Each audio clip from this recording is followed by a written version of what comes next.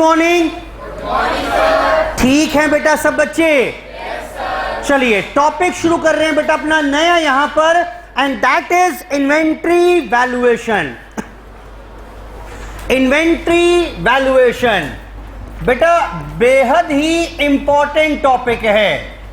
Exam में 6 से लेकर 8 से लेकर 10 नंबर तक का कंटेंट यहां से मिल सकता है, और लगभग तय है कि एग्जाम में क्वेश्चन यहां से मिलेगा आपको।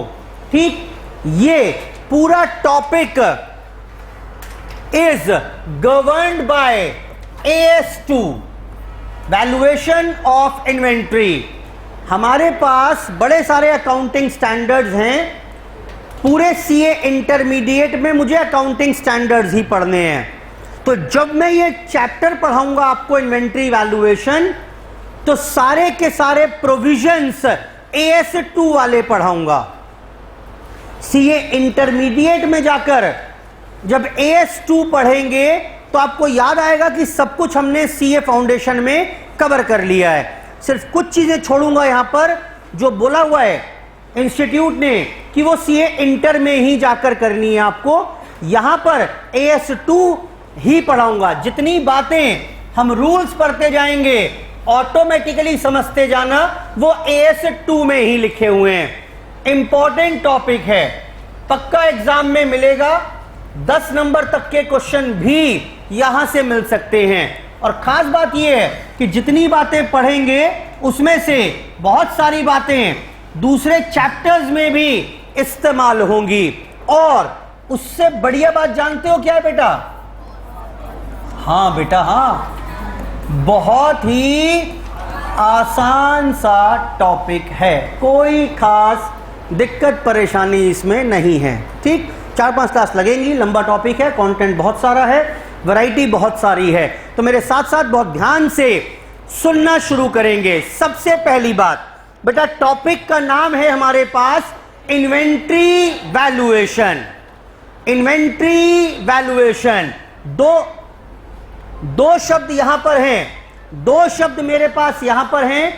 एक इन्वेंट्री और दूसरा कौन सा है बेटा? वैल्यूएशन। Inventory and valuation. सबसे पहली बात तो ये कि what is the meaning of the word inventory? हाँ जी, स्टॉक मतलब माल बोल रहे माल, आंखें में मटका रहा नलायक। बोलो बेटा, इन्वेंट्री का मतलब क्या? स्टॉक किसे कहिएगा? जल्दी बोलो फटाफट से। हाँ जी, जो सेल करने के रखा हुआ है मैंने, जो एसेट मैंने सेल करने के लिए रखी हुई है, सर उसे स्टॉक या इन्वेंट्री या माल कह देंगे। ठीक है बेटा, ऐसा मुझे लगता है। बड़ी छोटी सी डेफिनेशन है, ये बहुत छोटा नजरिया है। AS ने कुछ ज्यादा ही कह दिया इसके बारे में। आपने मेरे से कहा, मेरे को अभी तक समझ में यही आता है, goods assets which are meant for resale. जो एसेट मैंने रीसेल करने के लिए अपने पास रखी हुई है, which is meant for resale, is called inventory or stock, जिसका हम वैल्यूएशन यहां पर सीखने वाले हैं। लेकिन पहले तो यही समझ लेते हैं, ये जो फर्नीचर यहां पड़ा हुआ है, ये स्टॉक है कि नहीं है? क्यों? This is not meant for resale. मैं लेकर आया एक बेंच 1000 रुपए की, आप मुझसे बोलो सर 1200 ले लो और बेंच हमें दे दो, मैं नहीं दूंगा। मैंने कहा मेरा काम थोड़ा ना बेंच बेचने का, ये तो मुझे सर्विसेज प्रोवाइड करनी थी, इसलिए मैं बेंच लेकर आया हूं। मैं एड्रेस दे रहा हूं आपको, यहां से जाकर आप परचेज कर लेना। तो मेरे लिए क्या हो गई ये? मेरे लिए है ये PPE, property plant and equipments. मैं इसे अपनी बैलेंस शीट में कैसे दिखाऊंगा, वो मुझे सिखाएगा AS10। AS10 का नाम क्या है? प्रॉपर्टी प्लांट एंड, थोड़ा बहुत नाम तो सुना होगा ना 11th 12th में, बोलो बेटा। AS10 पढ़ना नहीं है वैसे मुझे, AS10 पढ़ना नहीं है, यहां नहीं पढ़ना, एक दूसरा चैप्टर है डेप्रीसिएशन, वहां जाकर AS10 भी पढ़ाना पड़ेगा मुझे। वापिस आइए, तो अगर मैं इस फर्नीचर का वैल्यूएशन करूंगा तो मेरे लिए ये PPE है। PPE का मतलब फिक्स्ड एसेट। फिक्स्ड एसेट का नया नाम जो है वो PPE होता है, प्रॉपर्टी प्लांट एंड इक्विपमेंट। मैं वैल्यूएशन करूंगा एज पर AS10। लेकिन मुझसे पहले ये फर्नीचर किसके पास पड़ा हुआ था? फर्नीचर मर्चेंट के पास। बोलो बेटा। और जब उसने 31 मार्च को अपनी बैलेंस शीट में दिखाया होगा, तो उसने कैसे दिखाया होगा? उसके लिए तो स्टॉक था ये। हाँ बोलो। उसने वैल्यूएशन किया होगा एज पर AS2। वो करेगा वैल्यूएशन इन्वेंट्री मानते हुए AS2 के हिसाब से। यानी मैंने ये बताया आपको, same asset can be PPE for one enterprise and the same asset was inventory for another enterprise. आप नाम देखकर तय नहीं करोगे कि ये इन्वेंट्री है या PPE है। इसका वैल्यूएशन AS2 करवाएगा या AS10 कराएगा, क्या देखकर तय करोगे? यूसेज, कहां यूज करने वाले हो। अगर मैं बेचने के लिए रखा हुआ है तो इन्वेंट्री, अगर मैं यूज करूंगा इसे for producing goods, machinery, building, factory या प्रोवाइडिंग सर्विसेज, ये क्लासरूम, ये जो बिल्डिंग फ्लोर खरीदा हुआ है मैंने, ये मेरे लिए क्या है? PPE है। क्यों है? कि भाई फ्लोर खरीदा हुआ है, यहां क्लास बनाई हुई है, सर्विसेज प्रोवाइड करेंगे। या तो प्रोडक्शन के लिए यूज कर रहे हैं या सर्विसेज प्रोवाइड करने के लिए यूज कर रहे हैं। तो मेरे लिए अब क्या हो गई है? मेरे लिए हो जाएगा PPE। और अगर मैंने रीसेल के लिए खरीदा हुआ है तो ये फर्नीचर ना मैंने चेंज कराया अभी 1 साल पहले ही। पहले दूसरी चेयर्स पड़ी हुई थी यहां पर, अब वो मैंने कहा भाई वो नहीं जम रही बात मेरे को, उसमें वो जो है ना डिसऑर्गेनाइज रहती हैं बहुत, तो हटाओ इसे। मैंने उनको हटा दिया और नई बेंच लगवा दी है। वो जो पुरानी चेयर्स हैं बेटा पीछे पड़ी हैं वो स्टोर रूम में। कोई कबाड़ी आएगा, कोई अच्छा दाम देगा, कोई और इंस्टीट्यूट वाला आ जाए जिसको खरीदनी हो तो मैं उसे दे दूंगा, अगर मुझे उचित दाम मिल जाएंगे तो। अब ये जो फर्नीचर यहां पड़ा हुआ है ये तो फिक्स्ड एसेट है, PPE है। जो फर्नीचर पीछे स्टोर रूम में पड़ा हुआ है वो क्या हो गया मेरे लिए? इन्वेंट्री हो गई कि नहीं हुई? बोलो बेटा। रेडी फॉर सेल है, बोलो बेटा फटाफट से। रेडी फॉर सेल है कि नहीं है? तो एक मेरे लिए क्या हो गई इस बार? इन्वेंट्री हो गई। बोलो बेटा। नहीं हुई, नहीं हुई। वहां लिखा हुआ है, वहां लिखा हुआ है 10 मिनट में, वहां लिखा हुआ है कि assets which are held for resale, और वर्ड भी है keyword, in the ordinary course of business. अब ये फर्नीचर जो पीछे पड़ा हुआ है ये है तो रीसेल के लिए ही। बोलो बेटा। हाँ। बट वो ऑर्डिनरी कोर्स ऑफ बिजनेस, मेरा नॉर्मल धंधा ये नहीं है कि मैं पुरानी चेयर खरीदूंगा या उन्हें बेचूंगा कबाड़ी को और मुनाफा कमा लूंगा। नहीं, ये मेरा ऑर्डिनरी कोर्स ऑफ बिजनेस नहीं है। तो ये जो पीछे फर्नीचर पड़ा हुआ है ये क्या हो गया मेरे लिए? बोलो बेटा क्या हुआ? ये PPE हो गया। दो ही चीज तो हो सकती हैं, या तो इन्वेंट्री होगी या PPE होगी। इन्वेंट्री है नहीं क्योंकि ऑर्डिनरी कोर्स ऑफ बिजनेस के लिए नहीं है, तो क्या हो गई मेरे लिए? PPE। वो अलग बात है, वो अलग बात है। AS10 ने कहा, AS10 ने कहा कि आप दिखाएंगे PPE कौन सी?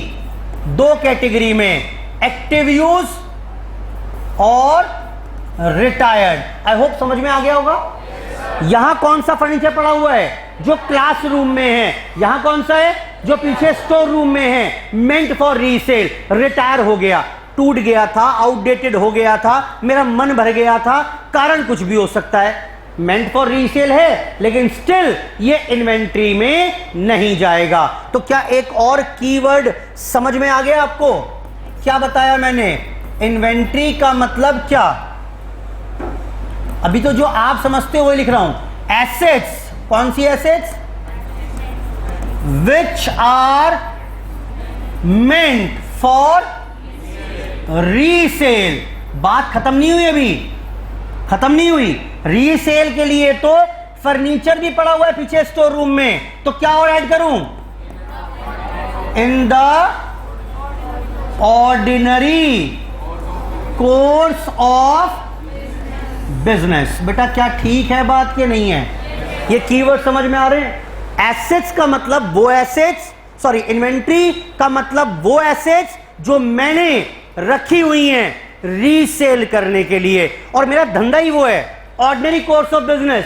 मेरी प्रिंसिपल रेवेन्यू जनरेटिंग एक्टिविटी यही है, पैसा यहीं से बनता है मेरा। बोलो बेटा। मैंने फर्नीचर पड़ा हुआ है पीछे, लेकिन क्या मेरा पैसा वहीं से बनता है रेगुलरली? क्या मेरा प्रिंसिपल कोर्स ऑफ बिजनेस है वो? नहीं है, वो तो इंस्टीट्यूट है।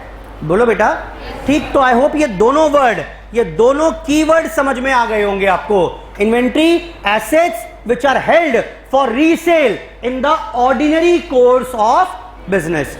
ये एक डेफिनेशन का पार्ट है बस।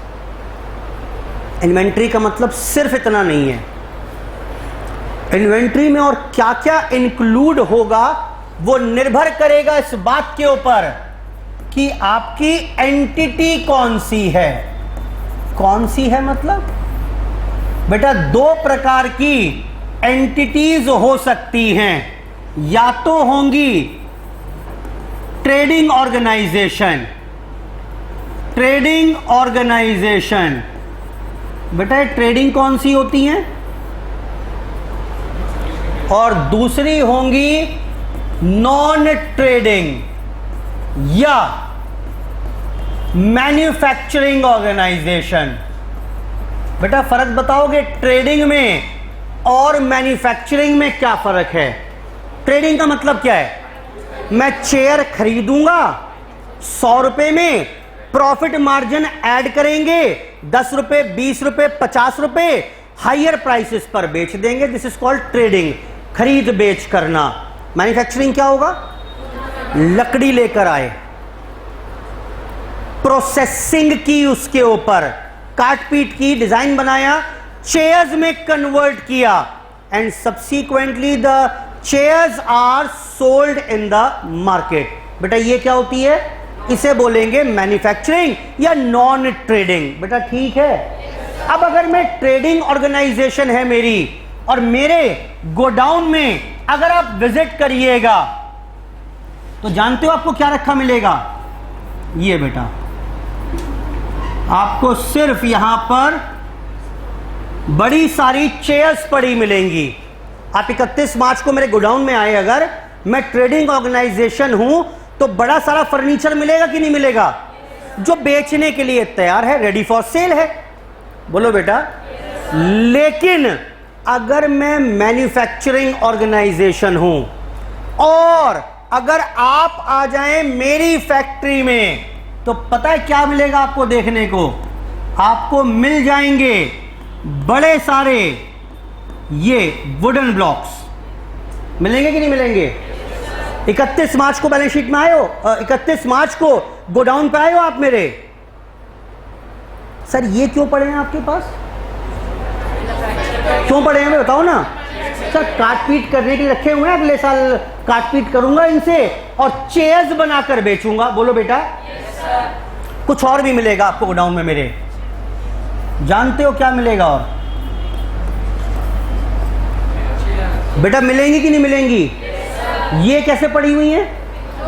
तैयार हैं, कोई ग्राहक का इंतजार है, आएगा तो बेच देंगे। बोलो बेटा। एक चीज और मिलेगी, एक चीज और मिलेगी आपको मेरे गोडाउन में। ये लो बेटा,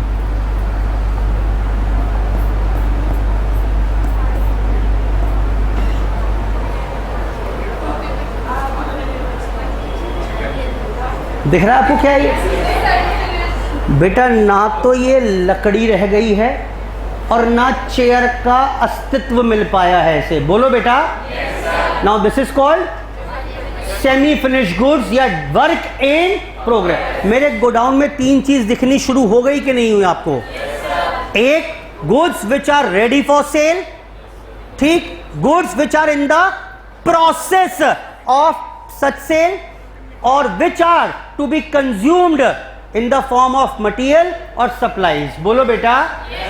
नाउ एएस ने कहा कि ये सारा का सारा इन्वेंट्री है। आज के बाद इस सबको इन्वेंट्री मानेंगे। ये क्या है बेटा? Inventory of finish goods. बोलो बेटा, इसे क्या बोलते थे? बोलो बेटा, क्या बोलेंगे इसे? Raw material. और इसे क्या बोलिएगा? WIP या सेमी फिनिश्ड गुड्स। बेटा आई होप ठीक है। तो एएस ने बोला कि भाई आज के बाद सिर्फ फिनिश गुड्स को सिर्फ ये ही इन्वेंट्री नहीं होगी। ये तो एक बात है, ये तो एक बात है। इन्वेंट्री का मतलब 2 चीज और भी हैं। कौन कौन सी 3 चीज हो गई? पहला, inventory are asset held for resale in the ordinary course of business. दूसरा, in the process of such production. बोलो बेटा। और तीसरा, in the form of material और supplies to be consumed in the production process. बेटा ये तीनों चीज कवर हो गई कि नहीं हुई? और अब एएस ने कहा कि आपको हम यहां पर सीए फाउंडेशन के लिए सिर्फ ये 2 चीजें कवर करेंगे। CA foundation, these 2 things will be covered in CA intermediate. Although छेड़ूंगा इन्हें भी थोड़ा समय, ठीक है, जरूरत नहीं है, लेकिन बाद में जाकर बताऊंगा थोड़ा सा ये भी। ये हमारे CA फाउंडेशन के लिए रेलिवेंट है। तो हमें जब इन्वेंट्री का वैल्यूएशन करना सीखना है तो किस किस की इन्वेंट्री सीखनी है? फिनिश गुड्स की, और दूसरा इन्वेंट्री ऑफ रॉ मटेरियल। दोनों का ही वैल्यूएशन यहां पर हम सीखने वाले हैं। बेटा ठीक है। एक काम करो, फटाफट से इसको अपोजिट साइड में नोट करो। 2 मिनट में शुरू करते हैं दोबारा।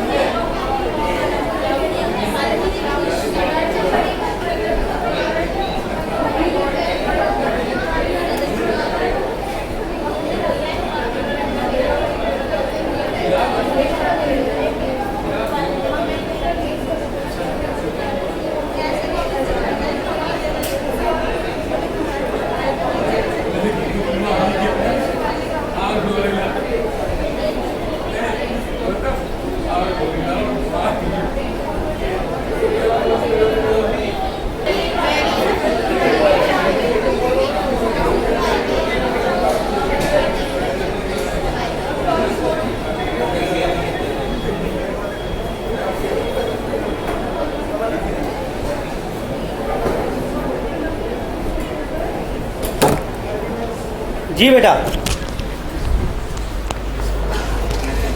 तो एक बात तो तय है कि इन्वेंट्री का मतलब सिर्फ goods meant for, assets meant for resale नहीं होता, ठीक। It is a much wider term जो AS2 ने डिफाइन भी की हुई है।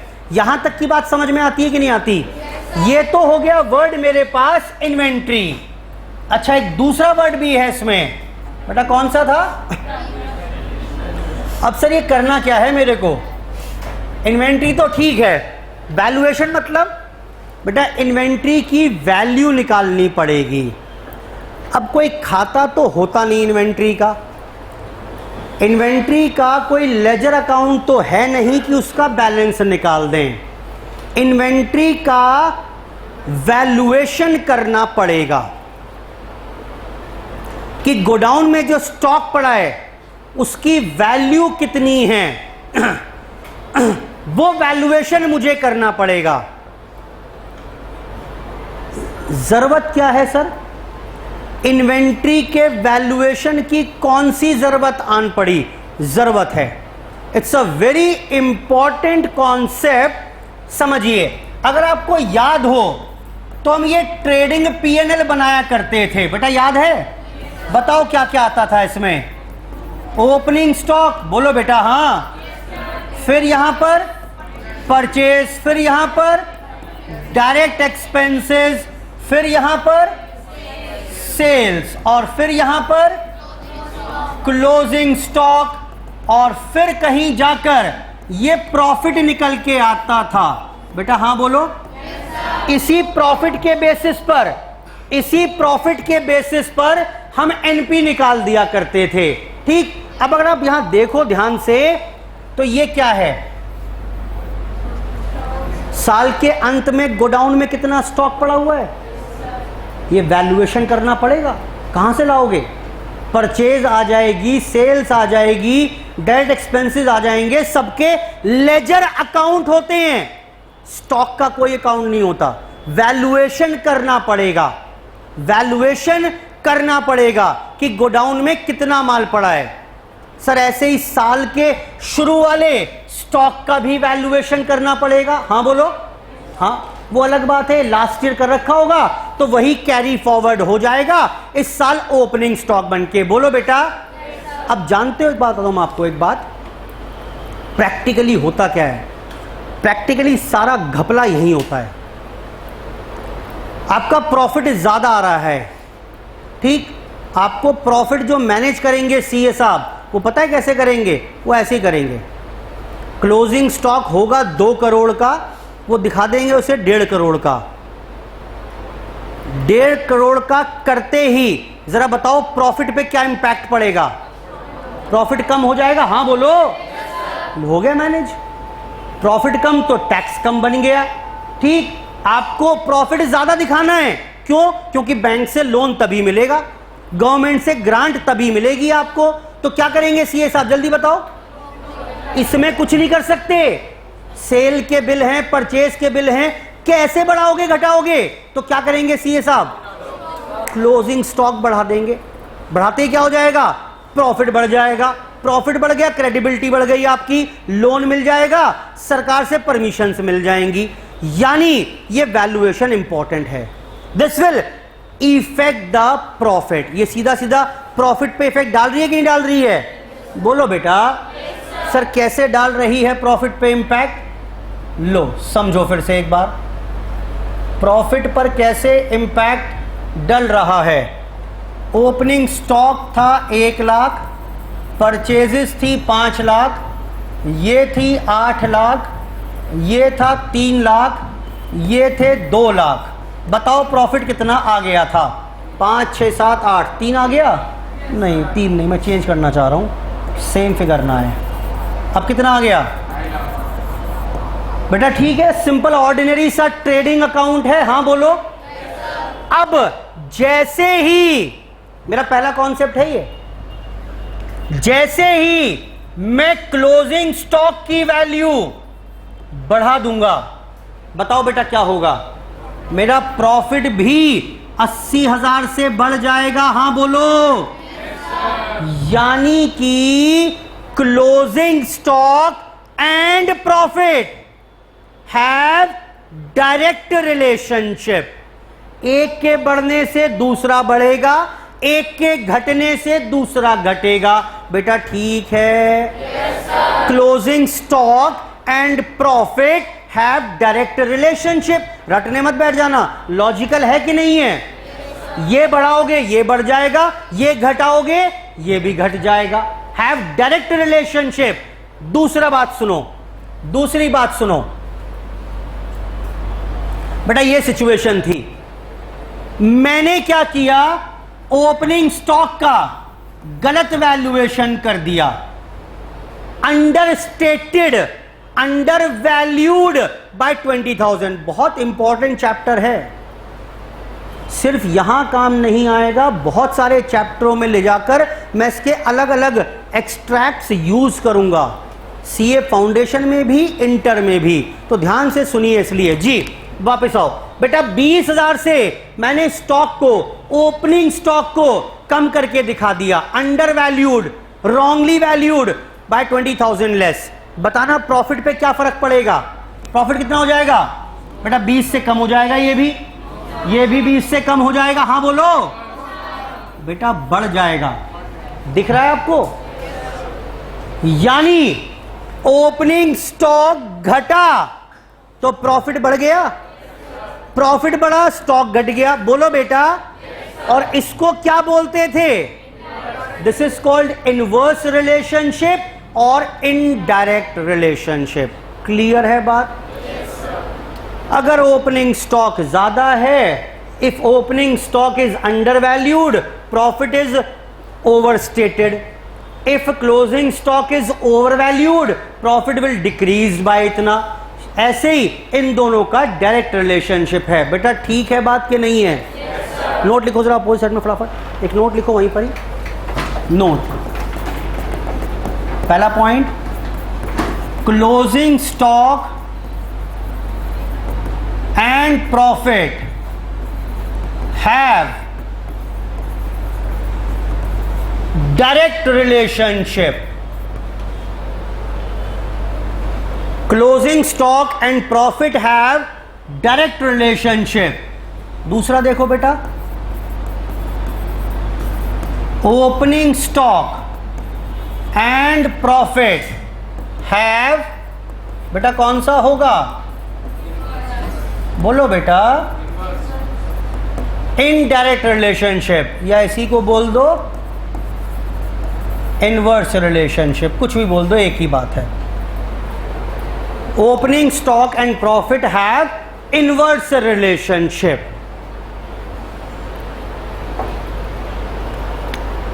तो इंपॉर्टेंट तो है भाई। अगर मैंने कुछ स्टॉक के वैल्यूएशन में गड़बड़ी कर दी तो मेरा पूरा प्रॉफिट बिगड़ जाएगा। बोलो बेटा।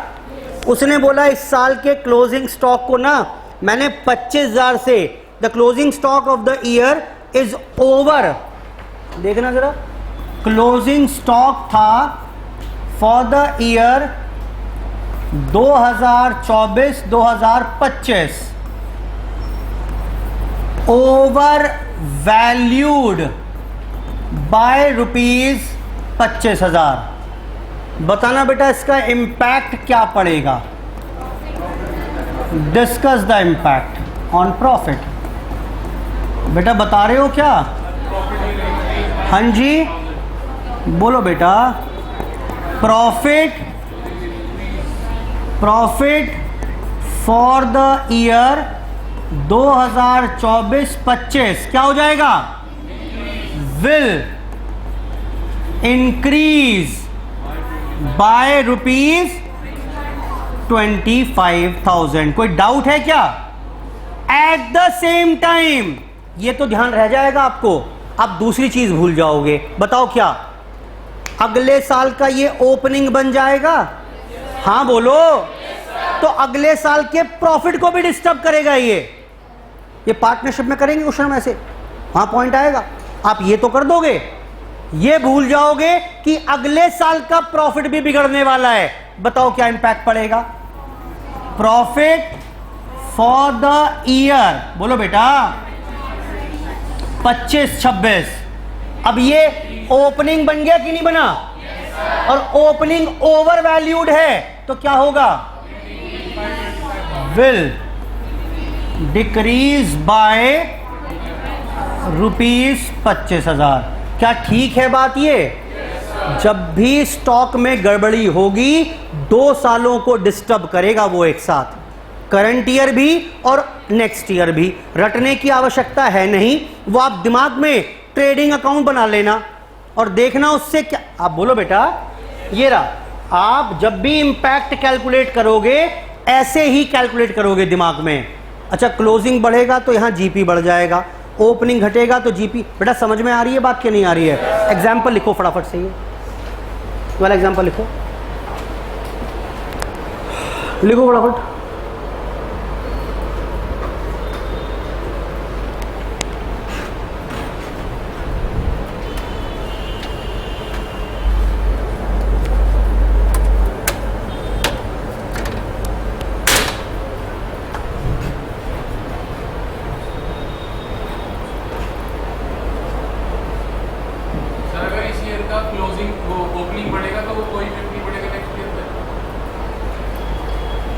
दोबारा बताइए। 24-25 में अगर ओपनिंग बढ़ेगा तो? ओपनिंग बढ़ेगा तो वो डिपेंड करता है लास्ट ईयर का क्लोज। इस साल बढ़ेगा, बस लास्ट ईयर पड़ गया होगा। अगर लास्ट ईयर भी गलत होगा तो ये हो सकता है लास्ट ईयर ठीक था 20,000, इस साल 22 लिख दिया मैंने उसे, तो सिर्फ इस साल पे फर्क पड़ेगा।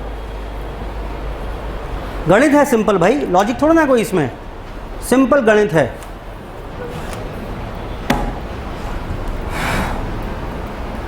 बेटा बढ़े आगे।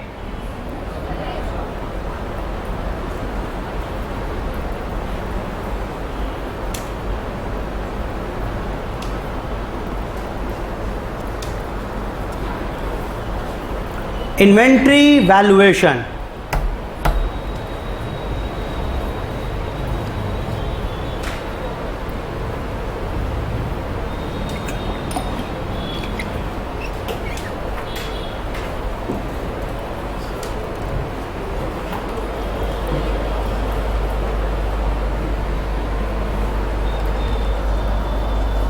हटा दूं से यहां से, जल्दी बोलो।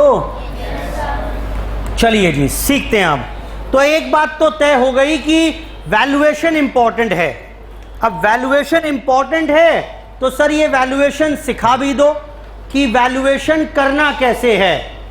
अगर मैं वैल्यूएशन की बात करूं यहां पर, ये मुझे कवर करना है। फिनिश गुड्स का वैल्यूएशन सीखना है और रॉ मटेरियल का वैल्यूएशन सीखना है। तो अगर मैं स्टार्ट करूं यहां पर फिनिश गुड्स के वैल्यूएशन से, ये फिनिश गुड्स किसे बोलते थे? Asset which are ready for sale. अरे बोलो आगे। रेडी फॉर सेल से बात नहीं बनेगी। रेडी फॉर सेल तो पीछे स्टोर रूम में फर्नीचर भी है। अभी कबाड़ी आए, सही दाम लगाए, बेच दूंगा, रेडी फॉर सेल। क्या रेडी फॉर सेल से बात बन जाएगी? बोलो, क्या बोलोगे फिर? Ready for sale in the ordinary course of business. Try to focus on keywords also. वापिस आइए।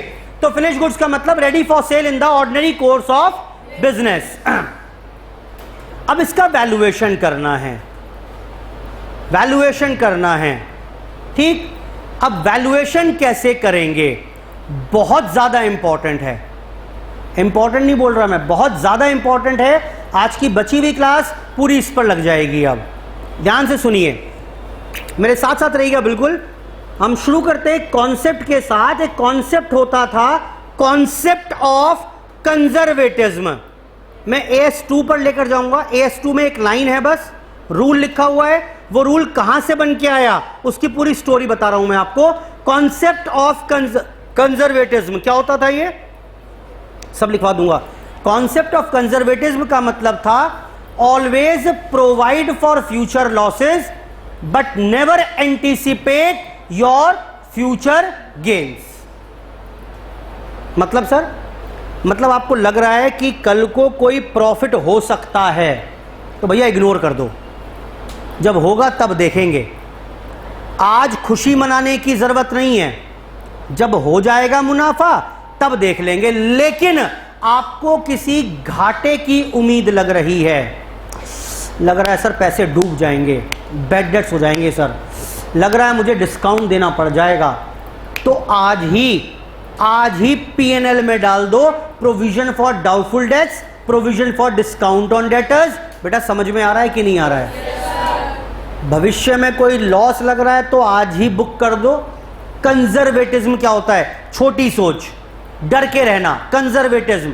ठीक कि भाई अगर मुनाफा है तो उसे इग्नोर कर दो, जब होगा तब देखेंगे, घाटा है तो भैया सेफर साइड पर रहो, आज ही बुक करके खत्म कर दो। बेटा क्लियर है बात? अच्छा, अब क्या हुआ, मेरे पास कुछ फिनिश गुड्स पड़ी हुई थी, मेरे पास कुछ फिनिश गुड्स थी, ये चेयर्स थी यहां पर, और इनकी कॉस्ट थी बेटा लेट्स से 10,000। 10,000 में मेरे को ये पड़ा था फिनिश गुड्स, और इनका एनआरवी दिया हुआ है मैंने 12,000। सर ये एनआरवी क्या होता है? कोई बता रहा है एनआरवी क्या होता है? ये चलो नई चीज है। एनआरवी का मतलब होता है बेटा नेट रियलाइजेबल वैल्यू, मतलब कल को इसे जब बेचेंगे तो कुल मिलाकर कितना पैसा आने की उम्मीद है। सर इसे बेच देंगे फर्नीचर को हम अगले साल तो सर 15,000 में बिक जाएगा, लेकिन सर वो एक एजेंट है उसके थ्रू बिकेगा, 3,000 वो अपना कमीशन रख लेगा, तो मेरे पास एनआरवी कितनी हो गई? कैसे आई बेटा ये? कैसे आई ये? Estimated selling price minus estimated selling expenses. मुझे बताओ एस्टिमेटेड वर्ड क्यों यूज किया मैंने? सोच ही तो रहे हैं, आज 31 मार्च को गोडाउन में चेयर पड़ी हैं और उन्हें देखकर मैं सोच ही तो रहा हूं कि पड़ी तो मुझे 12,000 में, अगले साल जब बेचूंगा तो 15 में शायद बिक जाएगी, 3,000 वो कमीशन ले जाएगा, मुझे 12 मिल जाएंगे। बोलो बेटा। अब मैंने एएस से पूछा, मैंने कहा एएस जी ये चेयर पड़ी हुई है मेरे पास, इनका वैल्यूएशन कैसे करें? तो जानते हो एएस ने क्या कहा? एएस ने कहा कि finish goods should be valued eight, इसका वैल्यूएशन करेंगे लोअर ऑफ, जो भी कम होगा, क्या? कॉस्ट और एनआरवी, जो भी कम हो, फिनिश गुड्स की कॉस्ट कम हो या एनआरवी कम हो, आप उस पर वैल्यू कर लीजिएगा। ठीक, तो मुझे ये बताओ कितने पर वैल्यू करोगे इस फिनिश गुड्स को? अब हाँ जी बेटा, बोलो बेटा फटाफट से। ये दिखाएंगे बेटा किताबों में कितने पर? 10,000 बीइंग द लोअर अमाउंट। और सुनो यहां पर, अगर ये मेरे पास फिनिश गुड्स होते, cost is 8,000 and NRV is 6,500, बेटा अब कितने में वैल्यू करते इसे? हाँ जी बेटा, 6,500 रुपए में बीइंग द लोअर अमाउंट। क्या लिखा है AS2 में? फिर सुनो, AS2 में लिखा हुआ है कि finish goods should be valued at cost और NRV whichever is lower, जो भी कम हो उस पर वैल्यू कर दीजिएगा। सर कम हो ये मतलब ऐसा क्यों किया उसने? रूल बता दिया मैंने, बड़ा सिंपल था, कॉस्ट को एनआरवी से कंपेयर करो। कॉस्ट का मतलब क्या है? लागत मेरी, यानी शायद परचेज प्राइस, और एनआरवी का मतलब क्या था? अरे बोलो क्या मतलब था? Net realisable value. कैसे आएगा? एस्टिमेटेड सेलिंग प्राइस माइनस, अब कुछ देर के लिए भूल जाओ रूल ये, ठीक, भूल जाओ रूल, खुद बनाते हैं रूल। ये देखो, मुझे इसका वैल्यूएशन करना है, मुझे इसका वैल्यूएशन करना है फिनिश गुड्स का। कैसे करें? फिलहाल भूल जाते हैं AS2 में क्या लिखा हुआ है। बताओ ये एसेट मुझे, ये स्टॉक फिनिश गुड्स मुझे कितने का पड़ा था? 10,000 का। अच्छा, सामने रखकर मैं ख्वाब देख रहा हूं, ये क्या है? ख्वाब ही तो है। बोलो बेटा, ये लो, क्या है ये? ये लो, नहीं मजे से नहीं आया।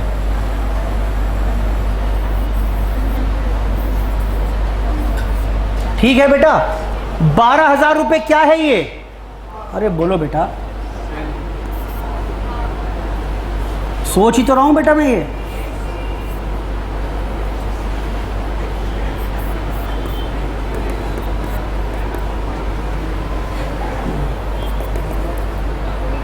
12,000 रुपए मुझे इससे मिल जाएंगे।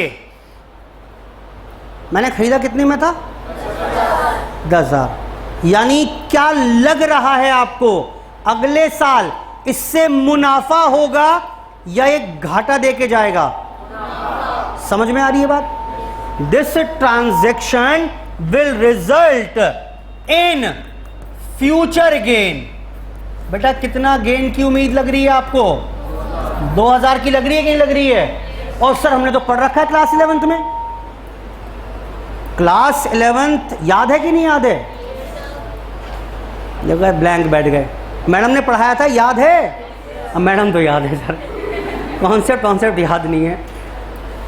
वहां पर कॉन्सेप्ट ऑफ कंजर्वेटिज्म था कि अगर कोई फ्यूचर गेन है तो क्या करेंगे इसे? जल्दी बोलो, अभी बताया तो है नलायको। इग्नोर कर देंगे कि नहीं करेंगे?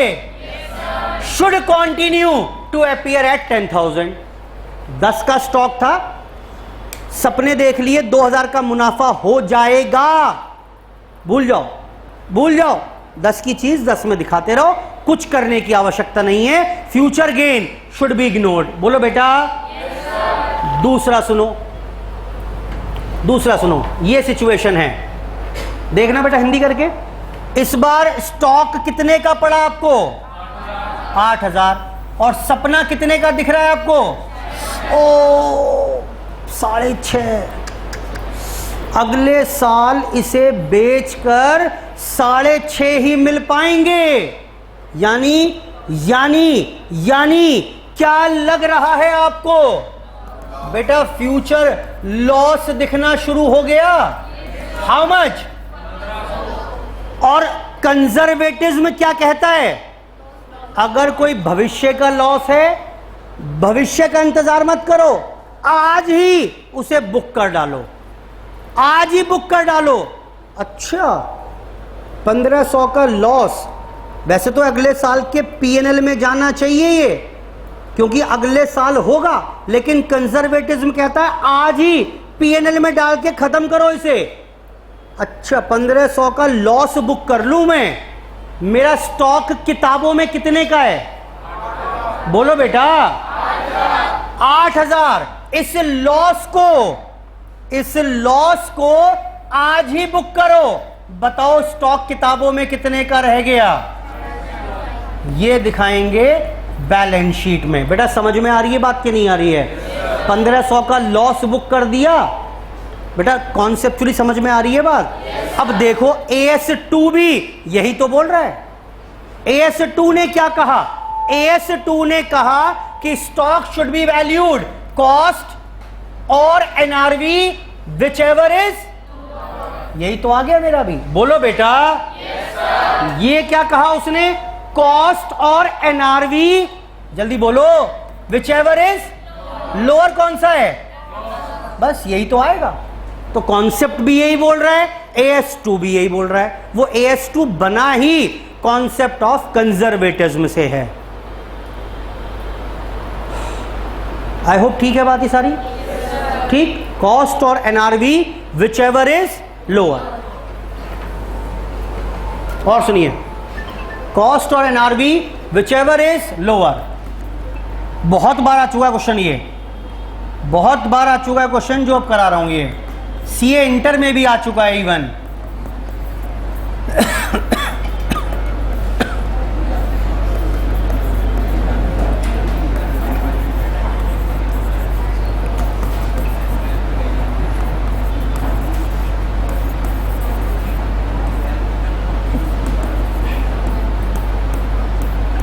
तीन प्रकार के फिनिश गुड्स हैं, इनकी टोटल कॉस्ट कितनी हो गई?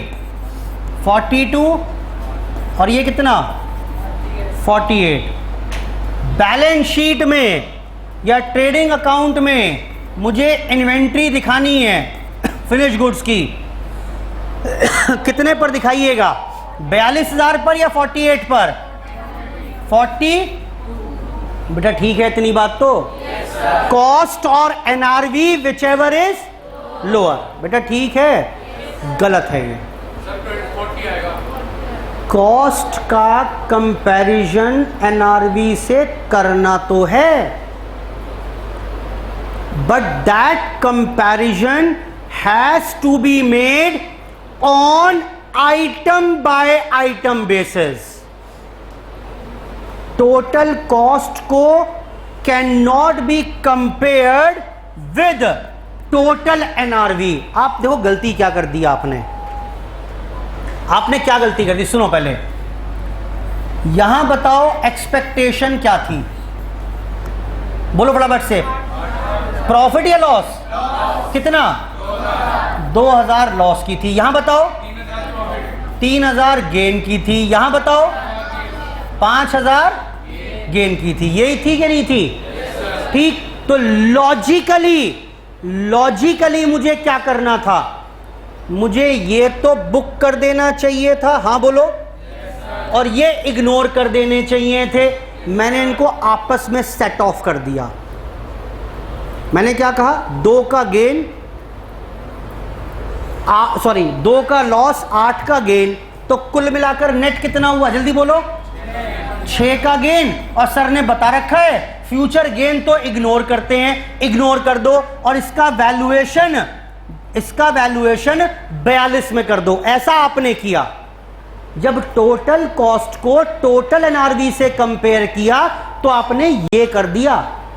हाँ बोलो। Yes sir. यही तो किया आपने। आपने कहा फ्यूचर में लॉस है, फ्यूचर में प्रॉफिट है, दोनों को सेट ऑफ करके नेट फिगर गेन आई, वो इग्नोर कर दिया आपने। अरे गलत किया भाई, गलत किया। इनको इग्नोर करना था, इसको बुक करना था। और इसको बुक करेंगे तो क्या होगा? अब बताओ क्या होगा? किताबों में स्टॉक कितने का है? अरे बोलो भाई, किताबों में स्टॉक कितने का है? 42 का है कि नहीं है? और करना क्या है? सिर्फ 2 का लॉस बुक करना है। हाँ बोलो। तो अब किताबों में स्टॉक कितने पर आएगा? और जानते हो एक्चुअल में आया कैसे ये? अब ये ऐसे आएगा कि कंपैरिजन तो करना है, लेकिन comparison has to be made on item by item basis. I hope ठीक है बात। ये ऐसे आया है। ठीक। फिर सुन लो सारी बातें। मैंने क्या कहा? फिनिश गुड्स का वैल्यूएशन करना है। हाँ जी करना है। तो एक काम करो, फिनिश गुड्स की कॉस्ट को उसकी एनआरवी के साथ कंपेयर कर लो। और हाँ ध्यान रखना, comparison of cost with NRV has to be made individually, item by item basis पर कंपेयर करना है टोटल कॉस्ट को टोटल एनआरवी से कंपेयर नहीं कर सकते। इसका इससे करो, इसका इससे, इसका इससे, then this would be the final answer. बेटा ठीक है। ये रूल बना कहां से है? Is based on the concept of conservatism. क्या कहता है वो? Provide for all future losses but never anticipate your future gains. बेटा ठीक है। ठीक। अब ये जो आपने राइट ऑफ किया 2000, इस 2000 का बताना क्या होगा? स्टॉक की वैल्यू कम हो जाएगी। और दूसरा इंपैक्ट क्या पड़ेगा? पीएनएल में डेबिट हो जाएंगे 2000 लॉस। बोलो बेटा। ठीक। चलो जी एक काम करें, फटाफट से लिखना शुरू करिए फटाफट से। वैल्यूएशन ऑफ फिनिश गुड्स, चलिए हेडिंग। ये सारी बातें लिखवा रहा हूं, ये सारी बातें लिखवा रहा हूं आपको।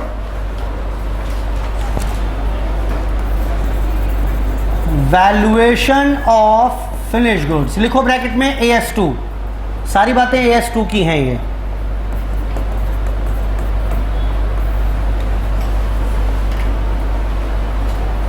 लिखें पहला finished goods should be valued at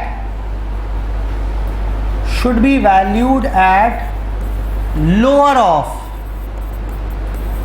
cost or NRV.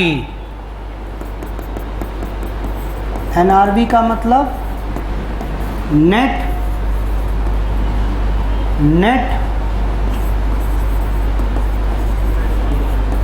Realisable value. कैसे आएगा ये? Estimated selling price minus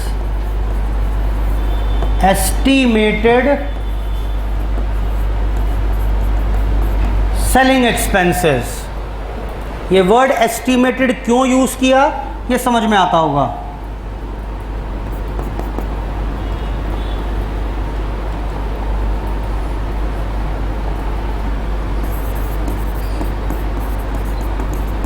comparison of cost with NRV is based on the concept of conservatism. Is based on the concept of conservatism. क्या होता है लिख लेते हैं ये भी.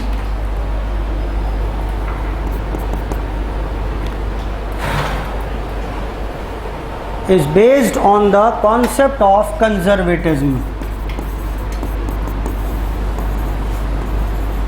Concept of conservatism states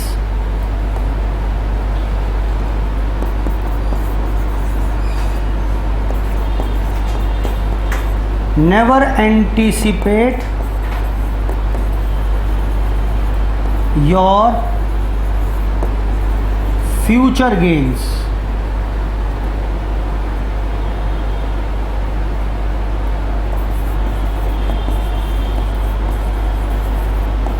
But always provide for future losses. लो जी, ये concept of conservatism क्या कहता है वो भी लिख लिया हमने. States never anticipate your future gains but always provide for future losses. Next लिखें.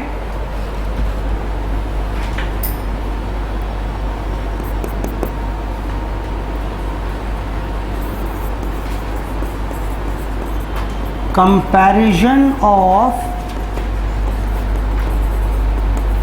cost with NRV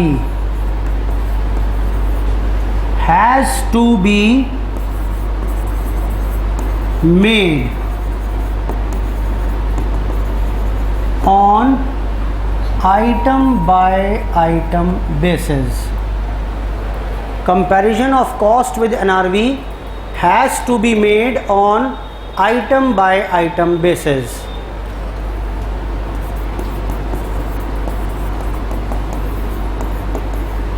Total cost of finished goods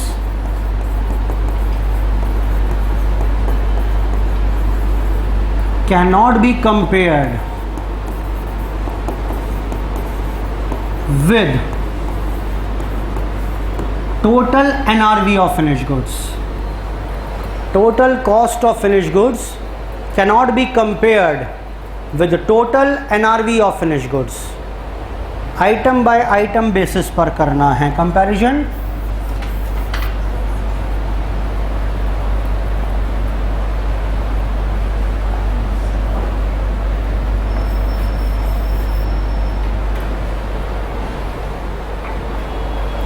करिए जी note.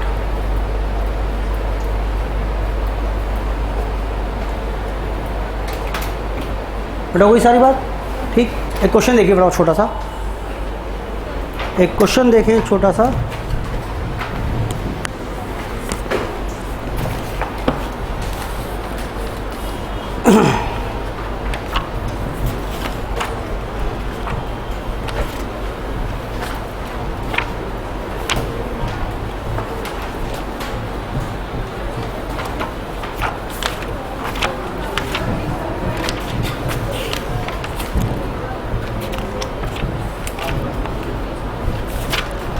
Question number 15, question number 15 देखें इसके ऊपर, वेरी वेरी इंपॉर्टेंट, बहुत बार एग्जाम में पूछ चुका है ये, है कुछ नहीं, फर्जी क्वेश्चन है बिल्कुल, लेकिन कॉन्सेप्ट बेस्ड है।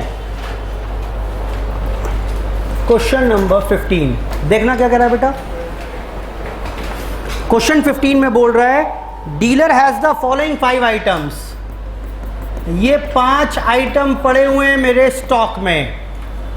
अच्छा, इनकी कॉस्ट बता रहा है बेटा, कितनी कितनी कॉस्ट है, 90,000, 1,15,000, 2,75,000 और 1,00,000, 4 ही हैं। अच्छा, ये उसके अलावा बोल रहा है बेटा इनकी एनआरवी, ये एनआरवी क्या होता है बेटा, नेट रियलाइजेबल वैल्यू। कल को इन्हें बेचेंगे तो कितना पैसा मिल जाएगा, कल को बेचेंगे तो कितना पैसा मिल जाएगा, बताओ फटाफट से। अब इनका वैल्यूएशन कैसे करेंगे बेटा, टोटल कॉस्ट को कंपेयर कर दूं ना, हाँ यस सर, कैसे करेंगे बेटा, बेटा आइटम बाय आइटम बेसिस पर 90, 1,15,000, 2,65,000 और 1,00,000, दैट्स इट। इस बात के हैं 4 नंबर, ये हाउ मच, 5 लाख।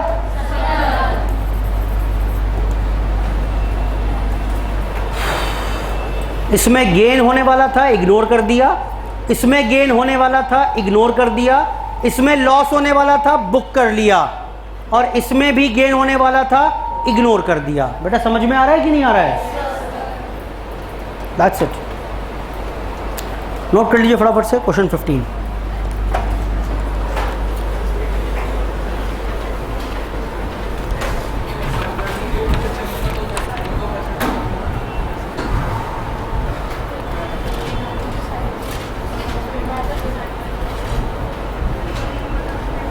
बेटा पेज 67 पे पढ़ना था, थोड़ी सी बात एक बार।